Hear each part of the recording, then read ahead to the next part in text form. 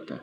जैसे एक पत्थर सड़क के किनारे पड़ा हो तो आप देखते हैं कई बार कई लोग उस पर थूक भी देते हैं, गंदगी भी कर देते हैं, कोई वैल्यू नहीं है उसका, कोई कीमत नहीं है। बल्कि लोग कहते भी हैं कि किसने किनारे में पत्थर रख दिया, कोई टकरा तो नहीं जाएगा।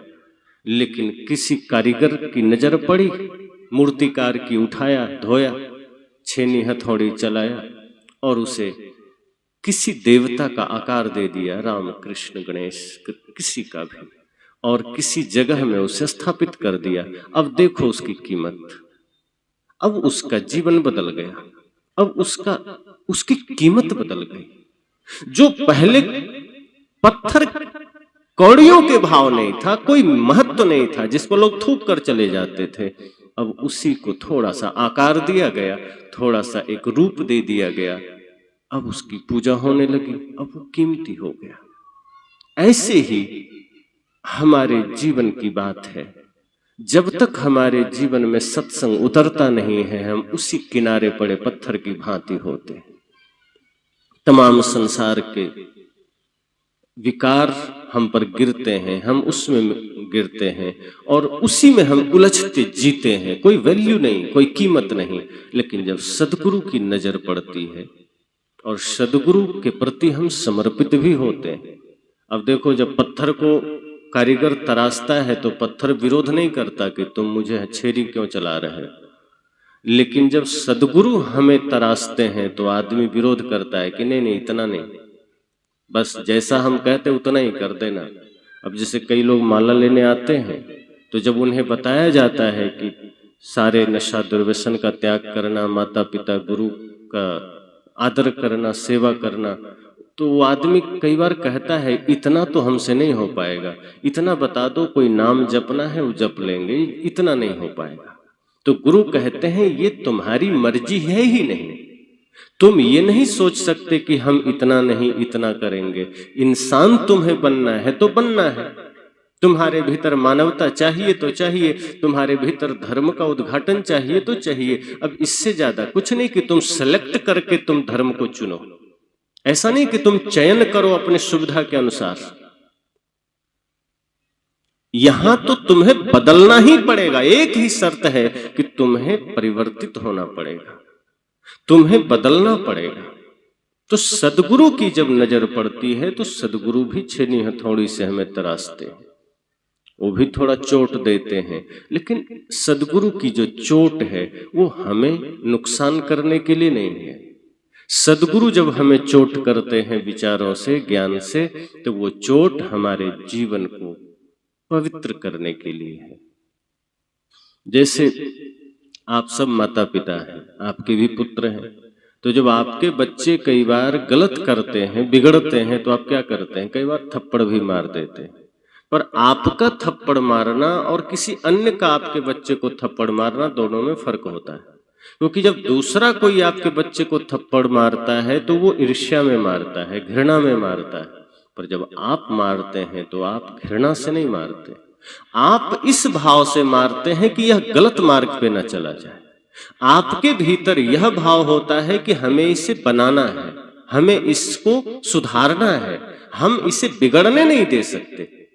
तो इसका अर्थ क्या हुआ कि प्यार आपका पहले है, थप्पड़ ऊपर से है कि तुम बिगड़ नहीं सकता है। अगर तुम गलत मार्ग में जाओगे तो ये अनुशासन का थप्पड़ भी पड़ेगा। सदगुरु यही तो कहते हैं, गुरु कुम्हार शिष्य कुंभ है, गढ़े गढ़े काढ़े खोट, अंदर हाथ सहार दे बाहर मारे चोट। तो सदगुरु भी हमारे जीवन को तराशते हैं, कीमती बनाने के लिए, व्यवस्थित बनाने के लिए। जिस जीवन का कोई मोल नहीं, कोई कीमत नहीं, उस जीवन को कीमती सदगुरु ही तो बनाते हैं। धरती पर और कौन है जो बना देगा? धरती पर आप जहां भी जाएंगे वो बाहर की कीमत आपको पता चलेगी, बाहर का वैभव आपको पता चलेगा, बाहर का ऐश्वर्य आपको पता चलेगा। जीवन की भी कोई कीमत है, आपके व्यक्तित्व की भी कोई कीमत है। ये तो सदगुरु आपको निखार कर बताते हैं कि आप अपने व्यक्तित्व को जागृत तो करो। आपका व्यक्तित्व जब निखरता है, आपका चरित्र जब निखरता है, तो उसके सामने दुनिया की सारी दौलत तो कौड़ी की हो जाती है। इतना ऊंचा मूल्यवान महत्व हमारे जीवन का सद्गुरु दे देते हैं, इतना महत्व हमें, महत्वपूर्ण हमें बना देते हैं। तो सद्गुरु के सामने जब हम समर्पित होते हैं तब वो हमारे जीवन को तराशते हैं और फिर वो हमें मूल्यवान बना देते हैं। लेकिन समर्पित तो होना पड़ेगा। अगर हम सोचेंगे कि नहीं हमें अपने हिसाब से बदलना है, और कई बार जब ऐसे भी शिष्य मिल जाते हैं जिनको लगता है कि नहीं गुरुजी ज्यादा ही कड़ाई कर रहे हैं, तो वो क्या करता है, गुरु ही बदल लेते हैं। सोचते नहीं ऐसा गुरु नहीं चाहिए, हमें सुविधा चाहिए। तो क्या सुविधा, जो गुरुजी कहते हैं वैसा करना ना पड़े, हम जैसा चाहते हैं गुरुजी वही बता दें। तो कई गुरु भाप जाते हैं कि शिष्य लगता है अपने तरीके से चलना चाहता है, तो गुरुजी भी सोचते हैं कोई बात नहीं, अगर मैं ज्यादा कड़ाई करूंगा तो हमें छोड़ के दूसरे के पास चला जाएगा, तो अच्छा है थोड़ा इसकी सुविधा के अनुसार बात कर दूं तो दक्षिणा मिलती रहेगी, हमारा क्या। फिर वो कड़ाई नहीं करते। पर ध्यान रखना, अगर कोई गुरु आपके ही बात,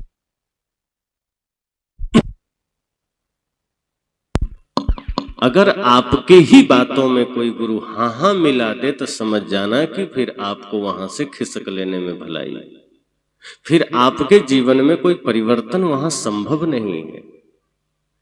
और आपका मन तो वैसे भी आपको नरक में ले जाने के लिए तैयार है, तो गुरु तो जाने नहीं देंगे। जो सच्चे गुरु होंगे वो कहेंगे नहीं तुम हम जो कहते हैं वो करो, लेकिन भक्त आज चालाक हो गया, वो भगवान भी उसी हिसाब का चुनता है, गुरु भी उसी हिसाब का चुनता है, जहां हमें कुछ न करना पड़े, बस भगवान सामने रहे, गुरु सामने रहे, उनके बताए मार्ग पर हमें चलने की जरूरत ना पड़े। वो एक आध कुछ ऐसा बता दे जो हम पाप करते रहें, अधर्म करते रहें और उनका नाम जपते रहें।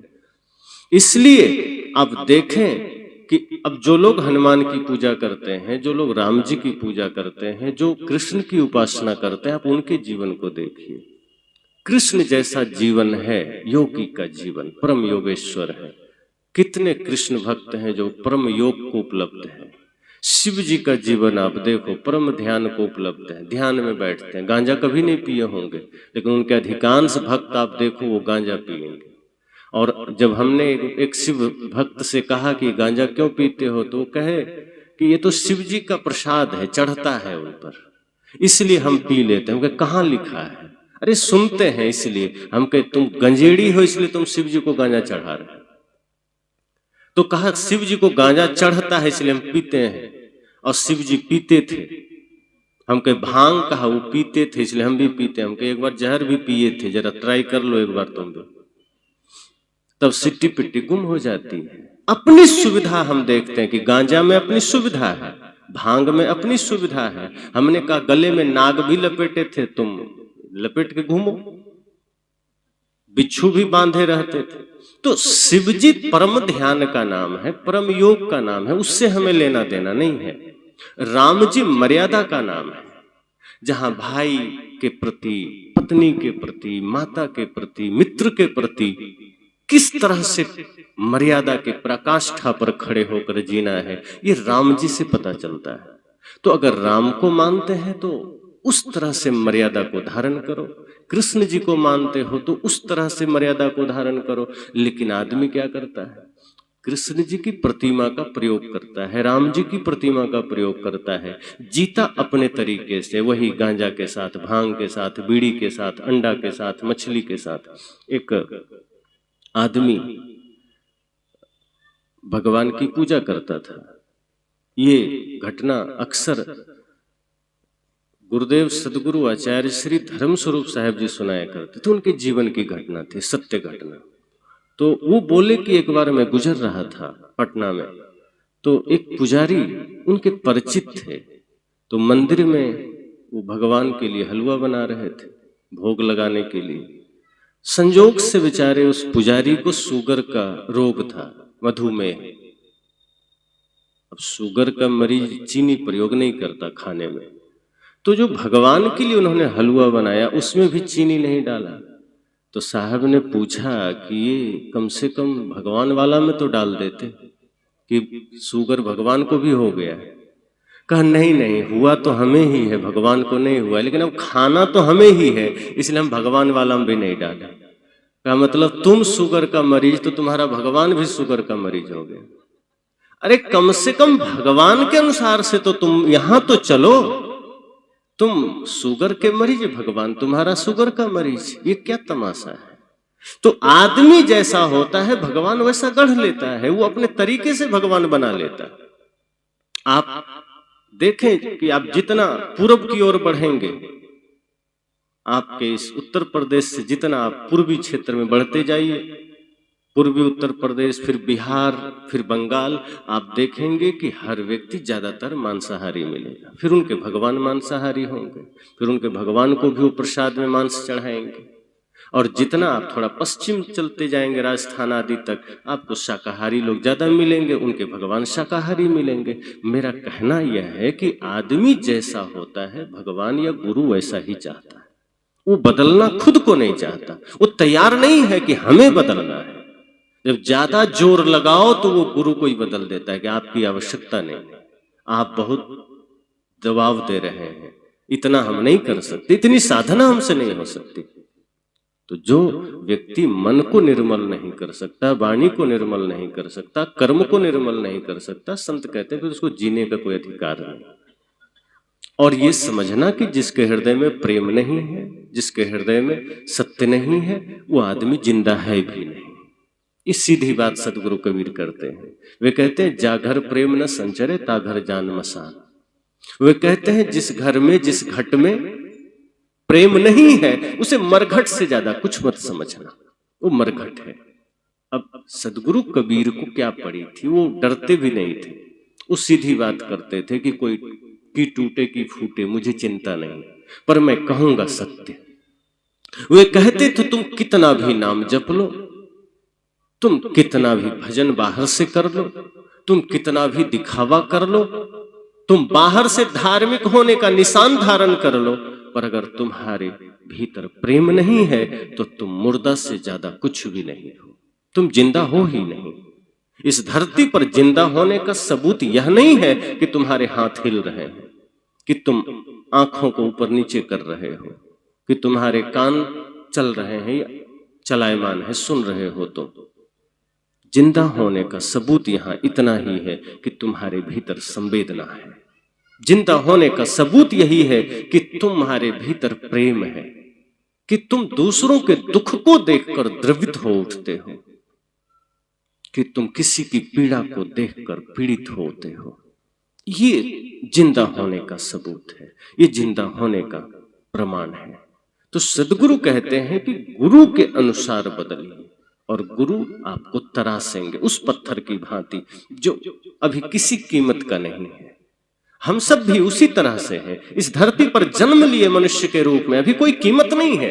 एक आदमी ने कहा मैं मांस मछली नहीं खाता, मैं तो धर्म पर हूं। मैंने कहा मांस मछली ना खाना धर्म का प्रतीक नहीं है। ये तो ठीक है, मनुष्य जीवन का पहला उद्देश्य है कि आप अब कुछ कर सकते हैं, अब आप पुण्य की तरफ जा सकते हैं। अभी आपने सिर्फ शरीर को पात्र बनाया है, अभी आपका शरीर सिर्फ पात्र बना है कि आप नशा नहीं करते हैं, मांस नहीं खाते हैं, मछली नहीं खाते हैं। इसका मतलब आपने कुछ धर्म नहीं कर दिया। हाँ, आपने सिर्फ अधर्म अभी नहीं करना शुरू किया, लेकिन इसका अर्थ यह नहीं कि आपने कोई धर्म कर लिया। अब आप में पात्रता आ गई। जैसे कोई मिट्टी, शुद्ध मिट्टी हो, और जब कुम्हार उसे गूंथता है, रगड़ता है, बढ़िया से मलता है कुछ बनाने के लिए, तो जब वो मिट्टी तैयार कर लेता है, अब वो मिट्टी घड़ा नहीं है, वो मिट्टी दिया भी नहीं है, इतना ही है कि अब उस मिट्टी का दिया बनाया जा सकता है। अब इतना ही है कि उस मिट्टी से घड़ा बनाया जा सकता है। अब वो मिट्टी तैयार है, वो मिट्टी राजी है कुछ होने को। इसी तरह से हम ये मान बैठते हैं कि हम तो नशा नहीं करते तो हम तो धार्मिक हो गए, हम तो किसी को गाली नहीं देते तो हम धार्मिक हो गए, हम तो दुर्व्यसन नहीं करते, हम तो मांस भक्षण नहीं करते, हम धार्मिक हो गए। नहीं, इतना सरल नहीं है धार्मिक होना। अभी धर्म की चर्चा हम कई संतों से सुन रहे थे। अब वो धर्म क्या है? व्याकरण की दृष्टि से अर्थ करें तो ध्री धातु से धर्म शब्द बनता है जिसका अर्थ है धारण करना। तो क्या धारण करना है? काम, क्रोध, लोभ, मोह, अहंकार, इसे धारण करना धर्म है। धारण करना है प्रेम को, सत्य को। और जब हम अपने जीवन में सत्य को धारण करते हैं तब समझो धर्म जागृत होता है, तब हम धार्मिक होते हैं। तो धर्म का अर्थ है धारण किया जाने योग्य, धारण करने योग्य, हम जिसे धारण कर सकें। और वो धारण हमें करना है सत्य को, प्रेम को, करुणा को, अहिंसा को। तो जब हम अपने जीवन में धारण करते हैं सत्य को, प्रेम को, तब हम धार्मिक हो जाते हैं। और यही पहचान है धर्म की। धर्म की पहचान बाहरी चिन्हों से नहीं है कि मैंने ये श्वेत वस्त्र धारण किया, कोई पीत वस्त्र धारण कर लिए, कोई कषाय वस्त्र धारण कर लिए, इसका मतलब हम धार्मिक हो गए। ये प्रमाण नहीं है। ठीक है, धर्म के क्षेत्र में ये भी एक छोटे छोटे चिन्ह हैं, लेकिन असली धर्म की पहचान हमारे भीतर प्रेम से है, हमारे भीतर सत्य से है, करुणा से है। और वह है तो हम धार्मिक हैं। और सद्गुरु हमें इसी रूप में तराश करके बनाते हैं। वो तराशते जाते हैं, तराशते जाते हैं। और अगर हम राजी हैं तो फिर वो मूल्यवान बना देते हैं। तो कहते हैं ना, पारस में और संत में बड़ो अंतरो जान, वो लोहा कंचन करे गुरु कर ले आप समान। फिर तो गुरु अपने जैसा बना लेता। अगर आप राजी हैं तो गुरु आपको बना लेंगे। और यदि थोड़ा भी ना नुकर किए तो फिर गए काम से। इसलिए कहते हैं संत और डॉक्टर के पास समर्पित होकर जाना। अगर सच्चे गुरु मिल जाए तो फिर प्रश्न पहले ही करके खत्म कर लेना। फिर जब वो आपको बनाने में लग जाए तब नानुकुर मत करना। जितनी जिज्ञासाएं हैं, जितने प्रश्न हैं, पहले ही उड़ेल देना। सब जो जिज्ञासा है सब पहले ही खत्म कर लेना। लेकिन जब गुरु आपको निखारने में लग जाए तब समर्पित होकर के सिर्फ गुरु के अनुसार चलना। जैसे डॉक्टर के पास आप जाएं, कहीं फोड़ा है, कहीं फुंसी है, वो बड़ा पीड़ा दे रहा है। अब डॉक्टर के पास आप गए तो डॉक्टर क्या करेगा? सहलाएगा उसे। सहलाने से वो बढ़ेगा। सहलाने वाले के पास आप चले जाएंगे तो लगेगा तो कि ये आदमी मेरा हितैषी है, पर वास्तव में वो हितैषी नहीं, वो आपका दुश्मन है। क्योंकि घाव को अगर कोई सहलाए तो समझ जाना वो आपका दुश्मन है। पर डॉक्टर आपको सहलाएगा नहीं, वो निकालेगा कैंची।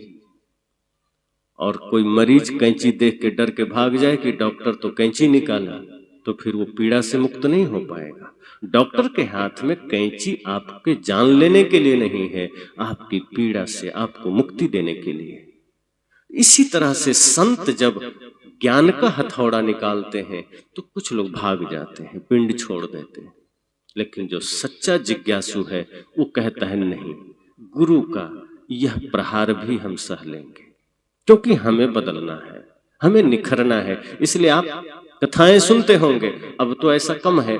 पहले जब गुरु के पास शिष्य जाते थे तो गुरु हर तरह से इम्तिहान लेते थे, पूरी बाहर भीतर एक एक परीक्षाएं लेते थे। अगर कोई शिष्य चले जाते थे गुरु के पास और कहते थे मुझे मुक्ति के बारे में जानना है, सत्य के बारे में जानना है, तो गुरु बात तक नहीं करते थे, कहते थे पहले रहो, सेवा करो। यहां तक गुरु ध्यान भी नहीं देते थे। वो देखते थे कि इसके भीतर कितनी व्यग्रता है शांति के प्रति, मोक्ष के प्रति। कहीं ये किसी के देखा देखी में तो नहीं आ गया। तो साल साल भर गुरु से मिलना तक नहीं हो पाता था। इसी में कुछ शिष्य भाग जाते थे कि कहाँ लेकर आ गए, तो यहाँ काम करवा रहा है। और आज आदमी इतनी जल्दी में है कि शिष्य अगर गुरु के पास गया भी तो गेट पर ही खड़ा है और वहीं से सोचता है हमको साधु वेश पहले मिल जाए। और हम भी मंच पर बैठ के भाषण देने लगे और हमें भी तुरंत पूजा मिलने लगे। अब यह लक्ष्य लेकर अगर कोई साधक आएगा तो फिर क्या होगा कि वो मुक्ति के लिए नहीं आया है, वो संसार के लिए आया है। फिर जो सच्चे गुरु हैं वो भांप जाते हैं, वो खुद हाथ जोड़ लेते हैं कि मेरे पास जगह नहीं। और जो सच्चे गुरु हैं या जो पहले थे वो पहले ठोंकते थे, पहले उसको परखते थे, देखते थे कि हाँ इसमें व्यग्रता कितनी है, सत्य के प्रति जिज्ञासा कितनी है। अगर है तो हम इसे कितना भी प्रहार करेंगे, बाहर भीतर यह समर्पित होकर रहेगा। और जब पात्रता देख लेते थे तब आशीर्वाद मिल जाता था, तभी तो कोई बुद्ध बन जाता था। ऐसे ही कोई साधारण व्यक्ति बुद्ध नहीं बनता है, कोई साधारण व्यक्ति कबीर नहीं बनता है। कितने तपस्याओं से गुजरकर, कितने साधनाओं से गुजरकर कोई बुद्ध बनता है। इसलिए जब गुरु की नजर पड़े हम पर तो कहते हैं फिर समर्पित हो जाइए। फिर वहां पर आप ये सोचिए कि अगर गुरु अपने ज्ञान का प्रहार हम पर करे तो गुरु के उस प्रहार को हमें सहना है। और गुरु कोई डंडे थोड़े मारेंगे। पहले के गुरु तो डंडे भी मार देते थे, अभी के गुरु डंडे नहीं मारते। अभी के गुरु शब्द से आपको संभालते हैं, अभी के गुरु शब्द से आपको सजाते हैं, परिष्कृत करते हैं। और कई बार अनुशासन के लिए कठोर शब्द भी बोलते हैं, लेकिन वो कठोरता, वो अनुशासन हमारे जीवन के निर्माण के लिए होता है, विनाश के लिए नहीं होता। तो जो गुरु में अपने माता पिता का दर्शन के भाव से रहता है, जो गुरु में ही सर्वस्व का दर्शन कर लेता है, समझो वहां उस भाव में गुरु के द्वारा उसका कल्याण हो जाता है। तो इसलिए मैंने कहा कि सत्संग हमें व्यवस्थित करता है, लेकिन व्यवस्थित होने के लिए प्यास भी तो होनी चाहिए। सत्संग अपने से तो उठ के नहीं चला जाएगा, वो प्यास हमारे भीतर होना चाहिए। जैसा कि सदगुरु कबीर ने कहा, जाको सदगुरु ना मिला व्याकुल दहु दिस धाय, आंख न सूझे बाबरा घर जरे भूर बुताए। कहा जिन्हें सदगुरु नहीं मिला वो दसों दिशाओं में व्याकुल भटकता है। और करता क्या है, जीवन में दुख तो है पर पता नहीं है कि दुख मिटेगा कैसे और कहां से आया। तो दुख जीवन में है और उसका समाधान वो न जाने कहां कहां खोजता है। ठीक ऐसे ही जैसे आग घर में लगी हो और घूर में कचड़े के ढेरी में कोई पानी जाकर डाले तो घर की आग कैसे बुझेगी। आग जहां लगी है पानी वहीं डालना पड़ेगा। तो अगर मन आपके दुख का कारण है, आपके आचरण आपके दुख का कारण है, मान लीजिए आपकी वाणी कठोर है, आप गाली दे देते हैं, उस वजह से आपको दुख मिलता है, फिर आपको सीधी बात है कि आपको अपनी वाणी पर काम करनी चाहिए, आपको अपने वाणी की सुधार करनी चाहिए। आप मीठा बोलने का प्रयास करिए, सत्य बोलने का प्रयास करिए। नहीं कुछ बोलने का मन है, मौन रहिए। अगर आपके किसी कर्म से आपको दुख मिलता है तो कर्म का सुधार करिए। अगर आपके चिंतन से आपको दुख मिलता है तो अपने चिंतन को ठीक करिए।